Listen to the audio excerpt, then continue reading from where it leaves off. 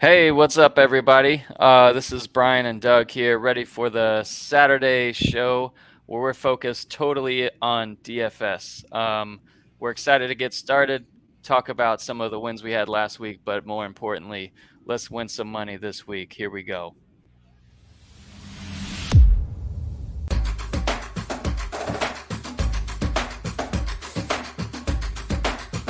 Welcome to the CFBDynasty podcast with hosts Matt Knowles, Brian McElfresh, and Doug Gravely. Well, no Matt again on a Saturday, and that's all right. Doug and I are here to run the fast-paced offense that isn't the Tennessee Volunteers. Ooh, man, the subtle blows.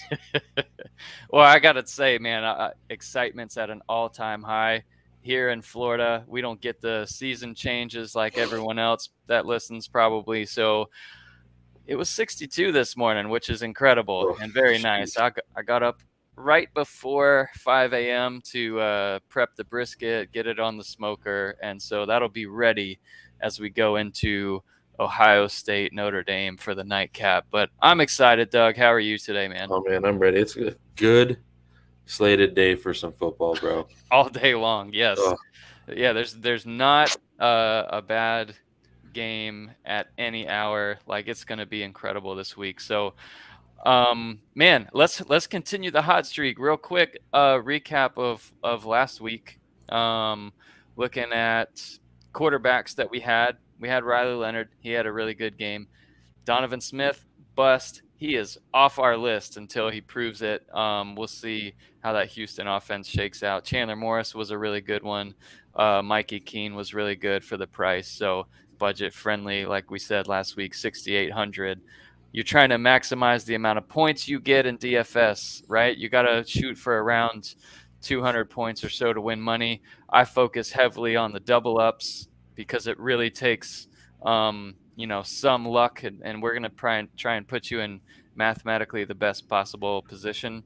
And this is where college football is so different from the NFL, where everything's kind of in order there in the NFL. There's a lot of mispriced people here in college football. So we went with Jawar Jordan last week. He crushed it. Rodney Hammond, now he was our bust at running back. AJ Green had a great game filling in for Rocket Sanders. Trevor Etienne, great game against Tennessee. And Michael Wiley, another one that was really good last week for us. And these are our sleepers, by the way. These are not our premier players that we want to fill in the top of our lineups. Luther Burden, great game. Jamari Thrash, great game. Dayton Wade had a solid game. Jacob Cowing had a really good game. Kind of what we would expect, really, from Jacob Cowing, right? Like, you've had him on your team for a while, and he kind of started out the year. He scored in both games to start the year, but it was slow, less than 40 yards. And then last week was more of what you would expect, Right. 10 catches, 84 yards, and a touchdown. For sure. He's just he's not going to shred you with like 250-yard receiving games, but he's just a go-to when they need to pick up some yards, really. Yep, and I think he's got a shot to play in the NFL. He just gets open, and he's done it consistently for a long time. So we're going to pick some more of those sleepers. We'll have those shortly, but first, let's get to the news and notes. News and notes around college football.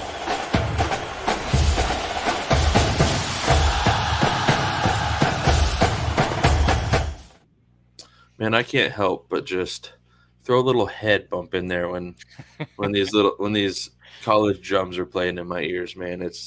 Gives me the feels. I tell you what. Same, nothing like it. Oh, especially live at a game. Oh gosh, man, I need to go to another one. So, getting into these news and notes, I will post these on the Discord after the show's over. That way you can see them in case you miss them.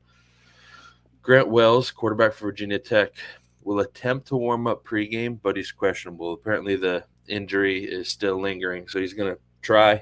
If he can't do it, he can't do it. So keep an eye on that if you have him on your team. Garrett Green for West Virginia, quarterback, game time decision. Trayshawn Ward, like we said earlier in the week, for Kansas State is not expected to play. So if you've got Giddens, man, he's a flyer this weekend. Will Howard for quarterback is also a game time decision. So with Kansas State maybe having a different quarterback too, I would definitely roll with Giddens in my lineup because they may feature Giddens quite a bit. Yeah, it's a big play right there. I love it. I've got him in some lineups this week too. Nate Johnson for Utah is expected to start again. He started last week. He did fine. But the all-awaited Cam Rising return looks like it's going to be postponed again. I'm glad. My biggest bet of the week in the standard gambling is UCLA. I should have picked them to win outright, but I wasn't feeling quite as good as I was about Florida winning outright against Tennessee. So I've got that, and then I've got a fun parlay to run this week too. Nice. Parlays are fun. Stressful sometimes. They're stupid fun mathematically, but they are fun. You got Hank Bachmeier from LA Tech. He's only an emergency option this week. Jeff Sims from Nebraska will not start again. He's still not 100%. So maybe turnovers there will be limited. And then you've got CJ Baxter, running back for Texas, is probable to play. Morning, William. See the post there. Thanks for the comment. Good morning. Yes, sir. Then you got Mitchell Evans, tight end for Notre Dame. We talked about the tight ends there a little bit because they kind of had one stand out a little bit last week. Kind of wondering who was going to take over for Mayer after he left. Still kind of wondering, but Evans is supposed to be available to play today, so we'll see if the tight end from last week, his name slips my mind, but if he has another good game, the tight ends at Notre Dame are always ones to watch because they feature them. Stays is the name. Yeah. Stays. Yeah, I think he had 4 catches, 100 yards, and a touchdown or 2. Really good game. Yeah, we'll see this week. Massive game, obviously, tonight. Oh, yeah, huge game. Michael Pratt from Tulane, my dog, my boy, my homie. He is back. But I love you, Pratt, but, man, I got to roll with my boy Bo Nix this week. But of course. That's just me. Glad you're back, though. Yep. Eugene Wilson, one of mine and Brian's favorite players to watch right now this year. He's out this week, which should be fine. They're playing Charlotte, but I think it's kind of a safe play to keep him out. Was there an update on the specifics? I don't expect that there was. Collarbone bruise, or they didn't say it, just said collarbone. That's what they alluded to after the game. So I'm hopeful that's the case because it did look like he could be a feature. Like, he is a great waiver wire pickup. Speaking of DFS, go for it. Aggravating last week because I put him in my lineup. He had 6 targets the first drive of the game. Oh yeah, he was on pace for about 58 targets. I was like, this is gonna be great. And then I see him walk into the locker room. I'm like, no. No. And by the way, guys, I lost again. So yeah, it's fine. We talked about that Wednesday, but I blame Eugene Wilson for getting hurt on me on that one. That's the worst part about fantasy, man, is the injuries. So the worst part is like this, not listening to this part of the episode. I think everyone's probably played DFS where they started someone and didn't realize, oh crap, they're injured, they don't play. But that's what this segment is so important for. But then also, yeah, you've got those where you're in a fantasy matchup, you're in DFS, someone gets hurt in the first quarter. It's just brutal. Yeah, it sucks. Brent Keithy, we'll move through these last couple real quick. Status uncertain, but listed as the starter. Hush much. I don't know what's going on there. Who knows? They ain't going to say.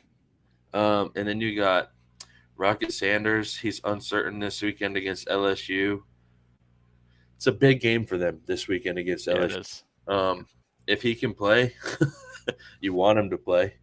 If you had to pick a side to bet, is LSU, I think, minus 17 at home, LSU game in Baton Rouge at night. Are you going to bet LSU wins by more than that? Or do you think Arkansas keeps it close? I can see Arkansas keeping this game close. Yeah, I can. I think there's a lot of sleeping going on in Arkansas this year, and in my mind, the SEC is not very spread out this year. I don't think there's a clear cut like these guys are going to be Yeah, you the mean elite there's not like SEC team. a huge gap between the Right. elites and the rest? Yeah, I think you're right there. And then you got Roderick Robinson, running back from Georgia, who's doubtful. And Dang, then man, they just keep having these injuries I know at it's running great, back. especially at running Brutal. back. It's insane. And then the biggest one that, I faintly thought I heard, and Brian hadn't heard it, so I looked it up and confirmed this morning. Oronde Gadsden, tight end from Syracuse, supposed to have a crazy outbreak year. He's out for the season. And he was a top 3 tight end for CFF people. That is crushing because, yeah, you used good draft capital, probably a 3rd round pick or I think he so. was averaged third round in most of Yeah, the drafts we were in this year. yeah, and that's brutal. Feature of the offense. So if that wraps that up, we can move along to DFS sleepers, and for the rest of the show, as we kind of keep the pace, pedal to the metal So here a little bit. we do have a question in the Discord. Let me answer this real quick. Yeah. They asked if Trey Harris was going to be available this week. He was extremely limited in practice. Wore a non-contact jersey all week, so I don't know. They haven't said anything, but all I can say is he was extremely limited. So Yeah. Ole Miss is banged up, man. So yeah, we've got Trey Harris. Judkins was banged up. Zachary Franklin's still trying to come back, and Prescorn hasn't made his first start of the season. So we're just not going to get news there. Those players, are already in a really tough matchup against Alabama on the road. I'm not starting any Ole Miss players right now. So I'm not starting any Alabama players either. that's fair. That's definitely that fair. might just be a game to just kind of watch and see what happens. Man, I 100% agree. 100% agree. All right, we're going to move along to sleepers here. DFS Sleepers.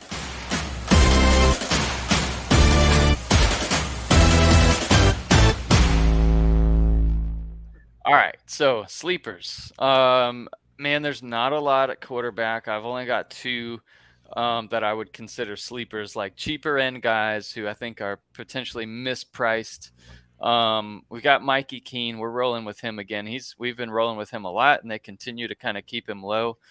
He's 8,100 this week, and what should be a shootout. We'll go over all the shootouts of the week this week because that's important every week.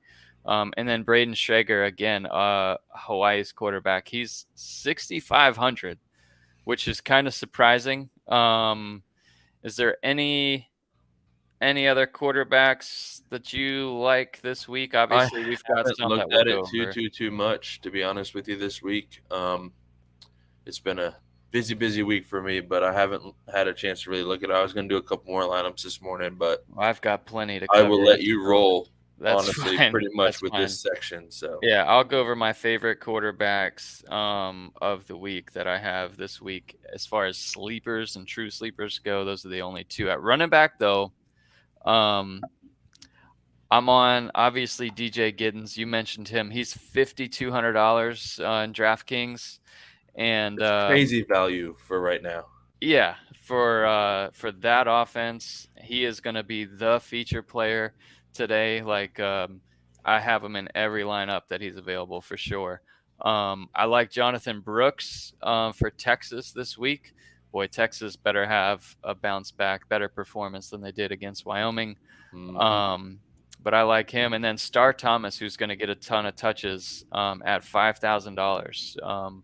So I like those 2 as cheap ones. We've also got Devin Neal. Like, surprisingly, like, why is he only 5,900? I don't know, but he gets so many touches. I like him a lot. Jawar Jordan, again, he keeps like slowly sliding up, in there though. But 6,500 is another one where it's just like, man, he's for the production that he's had, that's crazy. And I like that Louisville offense. Louisville has one of the easiest schedules in the country. Like, they don't play Clemson, they don't play Florida State, I don't think. And he's someone in CFF that you start every week. And then the last one at running back, I have CJ Donaldson for West Virginia. He's at 5,900 as well. A lot of those running backs in that range we really hit on last week. So it's important, obviously, when you can hit on your sleepers or find a diamond in the rough.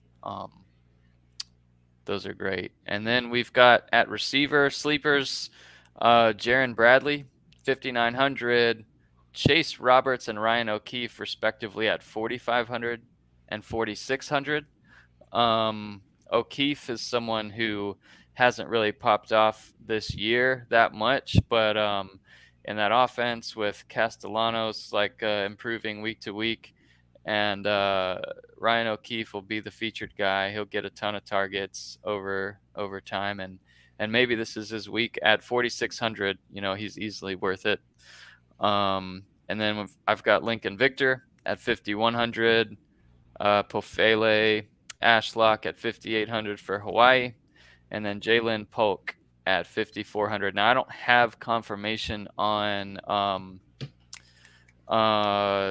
one of those top two receivers, that McMillan, if he's going to play or not. So yeah, I haven't heard either. If not, obviously Polk is even that much more attractive. He's already a bona fide player getting targets every game.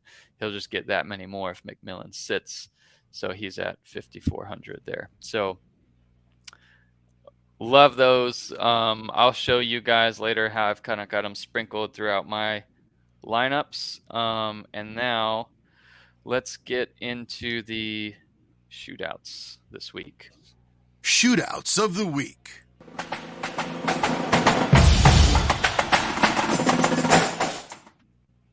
All right, so right before shootouts, actually, these high probability position groups is a section on the page here for you. You can always get to the most recent post, by clicking DFS, and you'll see the most recent one listed first. What you'll see, and this is different from last week, defense versus the pass and versus the rush is not last year's data. Now this data is year to date, now that we have 3 data points on every team, and this will change every week. So this is for you to look at, where you can see, all right, Oregon is playing against Colorado. Oregon's at home. They're projected to score 46 points, and Colorado is 109th in the country against the pass, 122nd against the rush. As strength of schedule evens out, as teams get more and more into conference play, these numbers will shift, but Colorado has been terrible. You start every Oregon player you can this week is basically what that says. Now, Miami against Temple, Temple has been a little better against the pass, 23rd in the country, and this is yards per game allowed. And then against the rush, they're 96th. So you can use that and see, all right, it's a little more favorable for Miami's running backs, but that's a rough example because you don't really know who's going to get the bulk of the carries, if anyone, there at Miami. But that's basically how you use this, looking for elite matchups, trying to give yourself the highest probability, especially if you're getting one of those sleepers into your lineups, finding a team that's really good at passing the ball and playing against someone that's terrible at stopping the pass. And then we've got our shootouts. These are basically built, for longevity, right? You want players that are going to play the full game. Like you've got, Trevor Etienne, for example, at Florida, coming off a great game against Tennessee. How long does he play this week against Charlotte? And you really just don't know. So in shootouts, you expect them to play the full game. We've got them listed out here: TCU, SMU, one of the biggest ones where, I've got quite a few players from this one. And it'll be interesting to see how these shootouts go, but that's where you can pick your high probability players right there. And then, that's about it. Anything stand out to you there, Doug? Is there any one of these shootouts that you like the most? Obviously, Colorado Notre Dame is, or Colorado and Oregon is going to be a crazy one. Man, I'm looking forward to the Western Kentucky game. I want to see Western Kentucky bounce back after that Ohio State game. Mm-hmm. They were just outmatched, and I don't expect Western Kentucky to not put up points like they couldn't do last weekend. So I'm looking forward to seeing Western Kentucky bounce back this weekend. Yeah, one that I'm looking forward to a lot is Georgia Southern against Ball State, with the conflicting styles of play there. Like, Georgia State wants to throw it all around. Ball State's going to try and run the ball a ton with Marquez Cooper. And that's going to be an interesting dynamic to see which style wins out there. Mm-hmm. But anyways, we'll see. And as we get to our lineups, let's first talk about our biggest stack of the week. Stack of the week.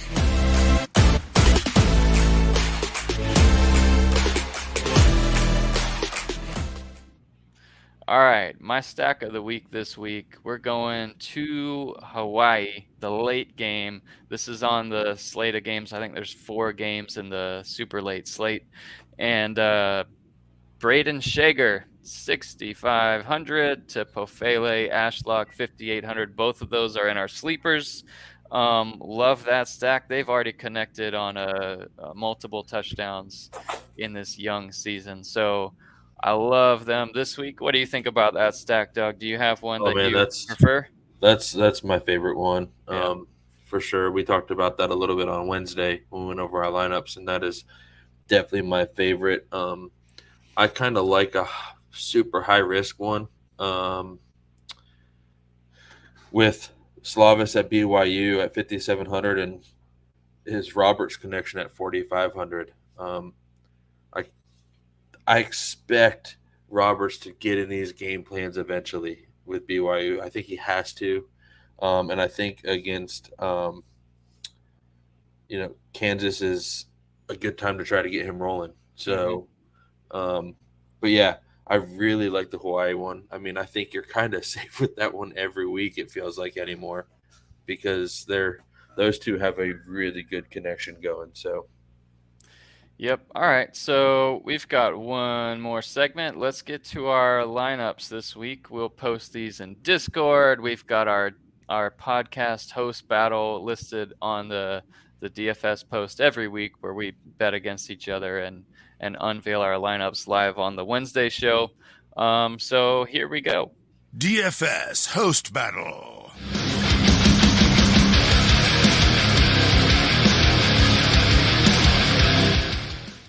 Oh, that music made me want to work out. I need to go work out. All right. So I'm on a win streak here. I've won the last 2. Matt won week 1, and so this week I'm just here for your enjoyment, mate, guys. That's it. Yeah, this week, those are all posted there. We've gone over those. You can see those on the site, and that's for the full slate of games, the first one that comes out. Now, for me, on the 3:30 matchups this week, I have Tyler Shuck at 8,100, and then I went with 2 of our sleepers at running back to save some money there. C.J. Donaldson at 5,900, Jawar Jordan at 6,500. At receiver, 3 of our sleepers that I listed as well here. I like Jaron Bradley at 5,900, Ryan O'Keefe 4,600, Chase Roberts at 4,500. And all of that is to save money. You said don't start anyone from Alabama. I got Milroe. I think Alabama's going to tailor the game plan to him.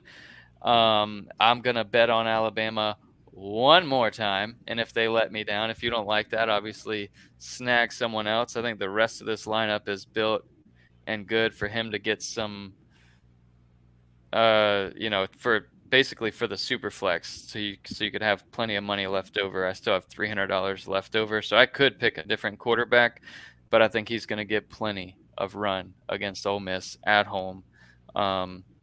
And in the games he's played, he's averaging 29 fantasy points a game. He's actually listed below Ty Simpson in DraftKings value, which is weird. That is weird. It's just like they don't pay attention at all, but whatever. I've got Milrose, my super flex, and then Devin Neal as my flex. I love that for my He's been having a good 330 year. lineup. Yeah, I can't believe he's so cheap. My late night, I like Mikey Keene, obviously a sleeper for us at 8,100. And then I've got the Fresno running back who's getting a bunch of touches. I think he's 7th in the country in carries. Elijah Gilliam, and he's at 5,500. So the reason his fantasy points per game is kind of low for that many touches, is he's 14.8 fantasy points a game, is because he's got one touchdown. So if this is the game he gets a couple, he could have a big game. And so at 5,500, he's a great value. And then 5,000, I've got the New Mexico State running back Star Thomas against Hawaii, and he's going to get a bunch of touches in that game as they try and slow it down against Hawaii. So love that one. So I was able to spend a bit more at receiver, where I've got Adonze and Polk from Washington. Those are the two guys that are definitely going to start. And if McMillan sits, that's a killer lineup there. And then Ashlock as my third receiver, so that I could fit in Braden Shager at quarterback there. And then my flex is Jalen Gill from Fresno State. You know, he's the second receiver on that offense. So hopefully he's going to get, 6 to 10 targets. Let's hope one or two of them turn into touchdowns there. Any thoughts on that one? Man, it's crazy for us, like we've always been like, having two receivers from the same team is crazy or whatever. But when you've got, excuse me, when you got Odunze, McMillan, and Polk, I believe they're in the top 25, all three of them this year in receiving. It's not crazy anymore. So yeah, it's what's going to be interesting, and I know this is looking way ahead, is that team when a lot of these guys leave next year. But because Polk will still be there probably. Yep. So it's going to be interesting to see what happens with him next year. But man, this year he's like, even though he's technically number 3 on Washington's team, like he is a bona fide starter for your lineup every week. All right, Doug, I've got some questions for you here. We've got Danny Hall. Put him up on the screen. He needs some help. You need some help. Me too, or buddy. Austin Reed. So Finn is such a high risk, high reward player right now. In the sense of they haven't played a lot of teams to their caliber this year, so we don't really know what they're going to do. I would expect to see the Finn of old. We're waiting for that to happen, though. Like, right. We haven't seen it yet. When they start playing these teams of their same caliber or a little less or whatever, I expect to see the Finn of old. But, man, I said it already in the show. I expect Western Kentucky to have a bounce-back week after playing Ohio State. When Reed does not play those big teams, he's averaging over 40 points a week. Let me give you the stats before you make your final choice here as we try and help Danny Hall out. So Daquan Finn, so his points per game in fantasy, he's been steady. Last week was a little bit of a disappointment. One more touchdown, and it's different. 34.5, 32, and then 20 last week. And, he's got breakout potential. There was a game early in the season, maybe around now, when he put up 70-some fantasy points and was just an absolute killer. But, yeah, Toledo is favored by 20. Their implied total score for Toledo this week is 37.5 points, which is solid. And then you've got Western Michigan, who historically you kind of know them as a good team, but they're 92nd against the pass, 96th against the rush so far, and Daquan Finn does both of those things well. So Finn we have as the number 15 start this week, and then Austin Reed. Let me pull him up. They're playing Troy, and Troy is good defensively. Mm-hmm. This is Western Kentucky is projected to lose this week. That might surprise some of you, but their implied score is 26, which would be 3 or 4 touchdowns max. Now, those will probably come through the air. They'll be behind. They'll be throwing the ball. But the stats would put you in favor of Daquan Finn, even though Austin Reed, he put up 42 fantasy points week 1. He put up 47, and then they were outmatched against Ohio State. So while Austin Reed's still a good start, he's still in our top 30. I like Finn this week. We've got him as the 15th best start. Who would you start, Doug?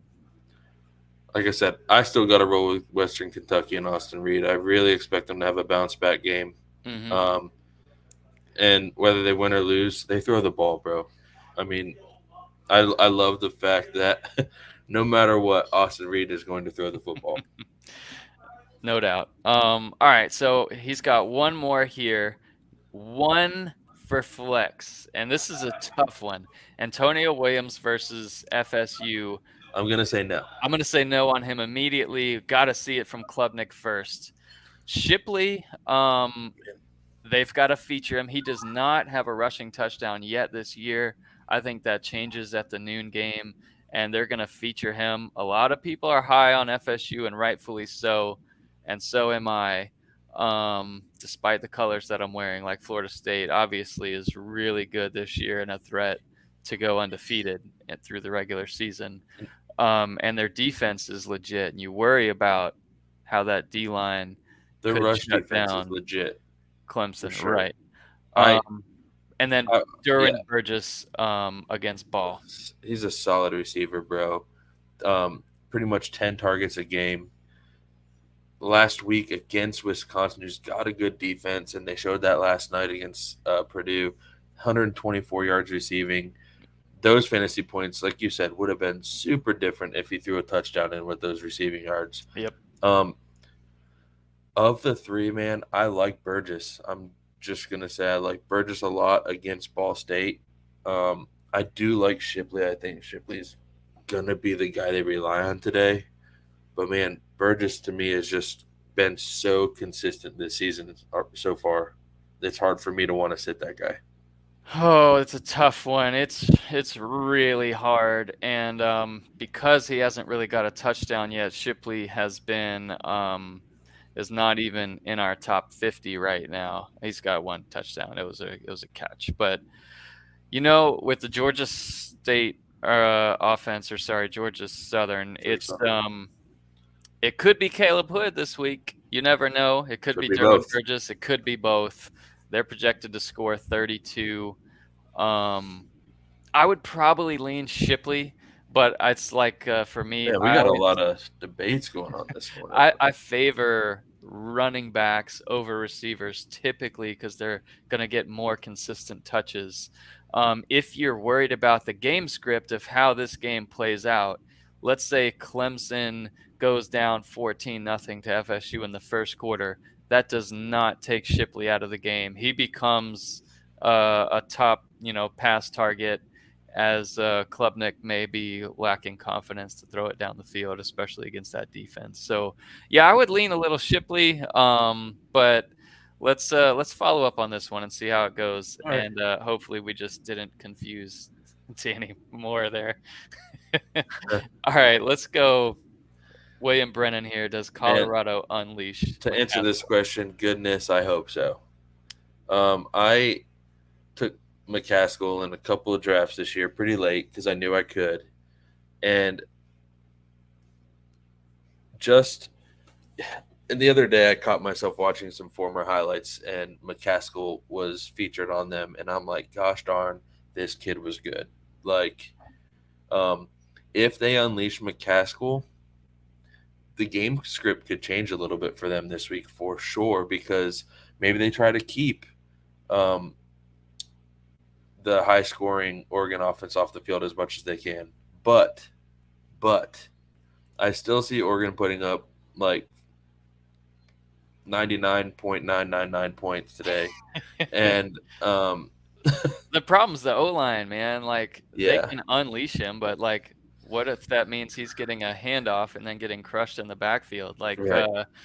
I I wouldn't start him. No. I hope he plays. I hope he looks good. And like Doug said, if Colorado is able to run the ball, everything changes. But I don't foresee them being able to do that. I Yeah. think it's going to be a beatdown. I think a lot of Colorado's points will come um, probably through the air. But McCaskill's great at catching the ball too. Mhm. So it's a wait and see for me on McCaskill. I'm not putting him in any DFS lineups. If I have him and I'm not, at CFF, I'm not putting him in as a flex, and it's just not going to happen. Now, this guy, Crossville Engineering, wow, like to have to make this choice, it must be DFS, because if you have like these two guys and you're wondering which one to start in your CFF lineup, you must like also have like a Dunze and Eric Brooks or whatever So ahead of yeah.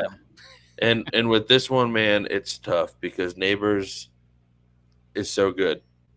But Horton, bro, what he showed last week, primetime TV, like Mhm. everybody's watching him. This kid is really good too. And he plays Middle Tennessee, and Neighbors plays Arkansas, which So LSU could find themselves in a battle. However, Middle Tennessee State has been actually pretty good. Middle Tennessee is favored to win the game, and they're projected, Colorado State, to only score 25. However, Horton's going to be so involved. Like, both of these are great starts every week. Yes. The stats would make you lean. The data would make you lean Neighbors, because LSU's projected to score, 36, a minimum of like 5 touchdowns tonight. So I'd roll Neighbors, but wouldn't hate you if you rolled with Horton. Right. All right, so let's get to my last lineup, which is the night lineup, the 7 o'clock games. And here's who I'm trying to win money with. DJU, rolling with him. And Oregon State, he's $8,000. And then I've got a couple of the guys we talked about earlier as our running back sleepers, Jonathan Brooks at 5,900. And yeah, appreciate it, Crossville. Like, thanks for the question very much. And likes and follows certainly help us a ton. I think we were like 2 away from a couple hundred, so whatever. I've got Eric All, which is I cannot believe it's a tough matchup, but Lachey, they used the tight ends, and Lachey is out. So I feel like he's going to get 8 to 10 targets, and he's $3,700. So I love that value in DraftKings. You think it would be bad if I took a guy, I put him in my lineup that got 20 targets in his first full game? I got Nate McCollum in. It's a tough matchup at Pitt. So we'll see if Drake May and them continue their connection. 20 targets for McCollum last week in his first full game of the season as a Tar Heel, as he transferred over from Georgia Tech.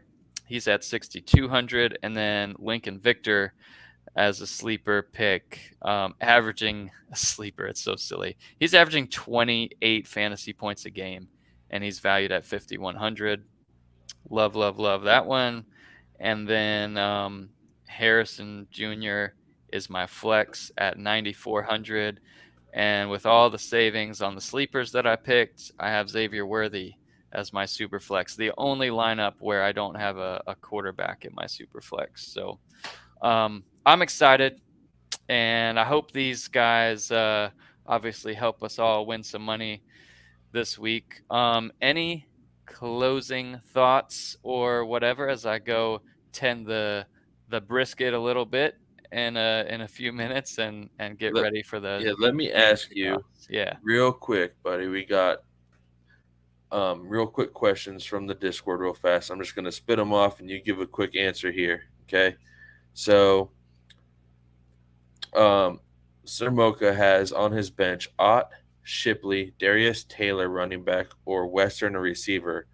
Who would you start of those four guys? Ott, Shipley, Darius Taylor, or Western this week? I think it's got to be between Ott and Shipley for me. Yeah, because the quarterback's out for the year there. Let's see how that FAU offense does with a new quarterback. It's Shipley to me. I like Shipley, period. Me too. And then hopefully this guy started GT last night. But you got pick one running back to sit. Marquez Cooper this week, Gerard Jordan, or Rasheen Ali. Oh, that's tough. Andy had GT on the list, but hopefully he chose to start GT last night with over 200 rushing yards. Wow. So yeah, Genty's our 10th running back of the week. Ali is 8th. I don't think you can ever sit Ali, even though Marshall's only projected to score 24. I got to roll with Ali. He's just the offense. Marquez Cooper is our 16th start of the week. And then who was the last one? Gerard Jordan. Oh my goodness. That's some good running backs to choose from. That's all I'm gonna say. Gerard Jordan's our number 2. If I have this problem every week, I'd be a happy camper. I know. Gerard Jordan's our number 2 start of the week, as much as he's been involved there, and he's averaging 25 a game. Although he's a really great start, and it'll be interesting to see. I'd say just let's play the game script out for Ball State against Georgia Southern. Georgia Southern loves to throw the ball. If they get a big lead in the game, that might take Marquez Cooper out of it a little bit more or take his touches down.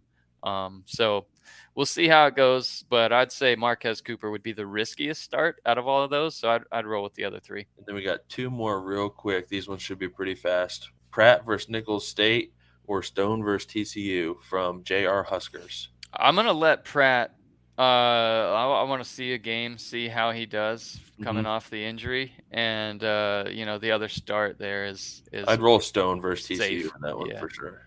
Is safe. And then just came in at 11. Nick Izongarwosh. I don't even know how to say your name on here, but man, do I like it because it gets my brain working. Really struggling to decide who to sit between Dylan Edwards, Corey Kiner, and LJ Martin. You know how I feel about LJ Martin already from BYU, so I'm going to let you answer this question. I'm going to sit Edwards out of that group. I don't think the Colorado rushing offense is going to be able to do much of anything, and then you potentially add McCaskill into the mix, taking away some touches, so Edwards is an easy sit there for me. Guys, we appreciate you asking these questions in Discord, and I will be the first to apologize that sometimes at 4:30 on a Friday I don't see these. Is it whiskey o'clock at that point? Well, I've got bowling on Friday nights, and I'm an old man at heart. So, but sometimes yes, it's whiskey o'clock at 4:30 on a Friday. Brian has worked me to the bone all week, and I need some whiskey. So yeah. But man, again, we appreciate the interactions. We really do. Guys, thank you for hopping in on the live this morning and interacting with us. These make these shows so much more enjoyable for us. You have no idea. Being able to talk to you guys like in actual time is great. So we do. We thank you and keep them rolling. If you guys have any news between the now and the games that we have missed, hop on Discord, help each other out. I do want to try and make Saturdays more fun on the Discord over the course of the year, but that'll happen as time goes and whatnot. But we definitely appreciate it, and hope you guys have a fantastic, incredible Saturday. And I will make sure I put a picture of my brisket plate on Discord for all of you to see later, just so you know. Oh, yeah. I'm going to go work on that a little bit. See you guys. See ya. Thank you for listening to the CFB Dynasty podcast. Help us out by subscribing on YouTube and reviewing us on your podcast network.